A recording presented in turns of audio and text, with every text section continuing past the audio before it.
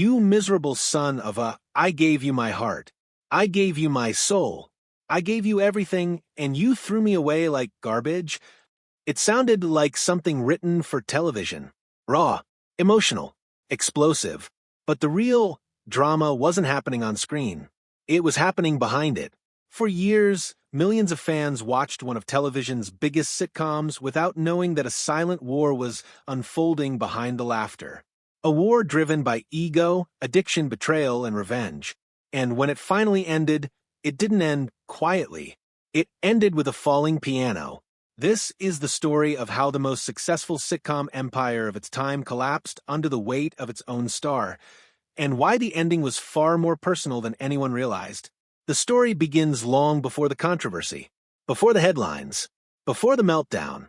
It begins in 2002, inside a bar in Los Angeles. A television creator sat listening to a friend talk about his life, divorced, struggling, raising a child while living with his wildly irresponsible brother. It was chaotic, frustrating, and unexpectedly funny. That conversation sparked an idea. What if you took two completely opposite brothers, one responsible, one reckless, and forced them to live together? The concept was simple, but powerful. One was uptight and cautious. The other was carefree, selfish, and completely unfiltered. Between them stood a child, watching and learning from both. It was a perfect formula for comedy, but getting it on air was anything but easy. Network executives weren't convinced. The show was expensive, risky, unpredictable. At one point, it nearly died before the first episode was even filmed. The creator made a desperate decision. He cut his own salary just to keep the show alive. It was a gamble that would change television history. Because when the show finally premiered in September 2003, something unexpected happened. People loved it. Despite mixed reviews from critics, audiences couldn't get enough.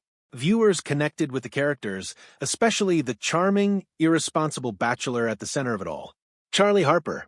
He was funny, selfish, flawed, and strangely relatable. He drank too much, avoided responsibility, and lived exactly the kind of reckless life most people secretly fantasized about. But what made the character truly magnetic wasn't just the writing. It was the man playing him. Charlie Sheen wasn't acting. He was amplifying parts of himself. His natural charisma blurred the line between fiction and reality. Audiences couldn't tell where Charlie Harper ended and Charlie Sheen began. That authenticity turned the show into a phenomenon. By its third season, it was dominating television. Millions tuned in every week. Advertisers paid enormous sums just to be part of it.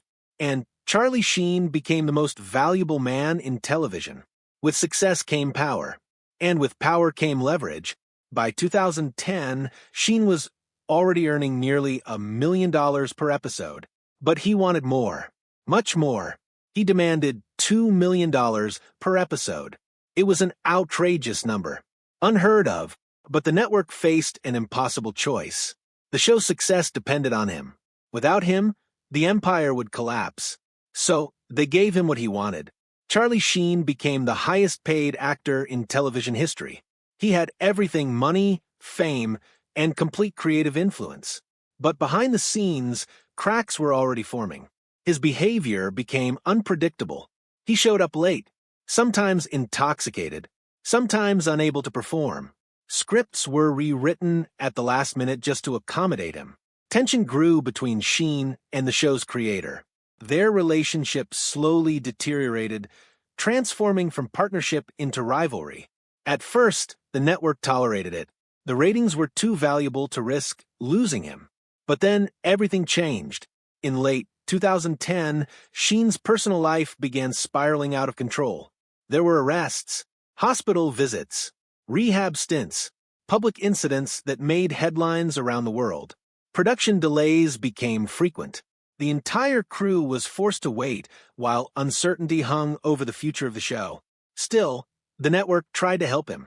They paused production, hoping he would recover. Instead, he did something no one expected. He went to war. In early 2011, Sheen began giving interviews. Not calm, measured interviews, but explosive, unpredictable rants. He insulted the show's creator publicly, calling him names, attacking his character, and accusing him of betrayal. He declared himself unstoppable. He said he had tiger blood. He claimed he was winning. The phrases spread across the internet like wildfire. Millions watched in fascination. Some were shocked. Others couldn't look away. But behind the scenes, the damage was irreversible. The network faced a devastating reality. Their biggest star had become their biggest liability. In March 2011, they made the decision no one thought possible. They fired him. Just like that, the most valuable actor in television was gone. The fallout was immediate and catastrophic. Hundreds of crew members were suddenly out of work. Millions of dollars were lost. The future of the show was uncertain. And Charlie Sheen didn't accept it quietly. He filed a massive lawsuit demanding compensation and accusing the network of betrayal. It was a bitter, public battle between the star who built the empire and the people who created it. Eventually, a settlement was reached behind closed doors. The details were never fully revealed. But the damage to relationships, reputations, and trust was permanent. The show now faced its greatest challenge. How do you continue without the man who defined it? For months, uncertainty hung over everything. Some believed the show would end forever. Then, unexpectedly, a solution emerged. A new character, a new star, a billionaire outsider who would inherit the beach house and reshape the story. When he appeared for the first time, millions tuned in, curious to see whether the impossible could be done. Could the show survive without Charlie Sheen? Surprisingly, it did. The new character brought a different energy. Less reckless, more vulnerable, still wealthy, still flawed, but human in a different way. The show reinvented itself, but the shadow of Charlie Harper never disappeared. His absence lingered over every episode, and as the years passed, fans wondered if he would ever return. Meanwhile, another unexpected controversy emerged. Angus T. Jones, the young actor who played Jake, had grown up on the show. It had made him rich and famous. But as he got older, his feelings changed. He underwent a personal transformation, embracing new religious beliefs. Then, suddenly, he publicly criticized the show that had defined his life. He called it filth. He told fans to stop watching it. The statement shocked everyone. It wasn't just criticism. It was rejection. The actor who had grown up on screen was walking away, not just physically but morally. His departure marked the end of another era. The show continued, but it was no longer the same empire it once was. Eventually, after more than a decade, the decision was made.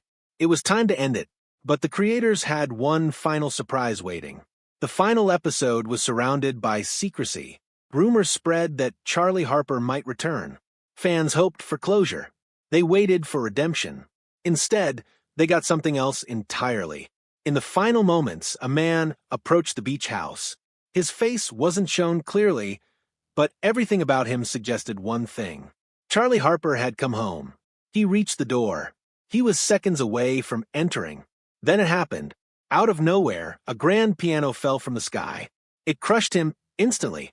The scene lasted only seconds, but its meaning was unmistakable. It was shocking, absurd, darkly comedic, and deeply symbolic. It wasn't just the end of a character. It was the end of an era. Fans reacted immediately. Some laughed. Others were stunned. Many debated whether it was brilliant or cruel. But everyone agreed on one thing. It was unforgettable. Behind the humor was something deeper. A message. The empire had survived. The show had endured. And the man who once ruled it no longer held power over its ending. In the years that followed, the cast moved on with their lives. Some found new success. Others stepped away from the spotlight entirely. Charlie Sheen faced new challenges, including serious health revelations and a long journey toward rebuilding his life. Over time, his anger faded. His perspective changed. He admitted regret. He acknowledged his mistakes. The man who once declared himself unstoppable now understood how fragile success truly was. His story became more than just a celebrity scandal. It became a cautionary tale, a reminder that fame, power and fortune can disappear faster than anyone expects, and that sometimes the greatest threat to success isn't external, it's internal. Today, the legacy of the show remains complicated. It was one of the most successful sitcoms in television history. It made stars, built fortunes, defined an era, but it also revealed the cost of ego, addiction, and unchecked power. In the end, the piano wasn't just a joke. It was a symbol of closure, of consequence, of finality, because behind every empire built on personality, there's a truth few people want to admit. No matter how powerful someone becomes, the show always goes on without them.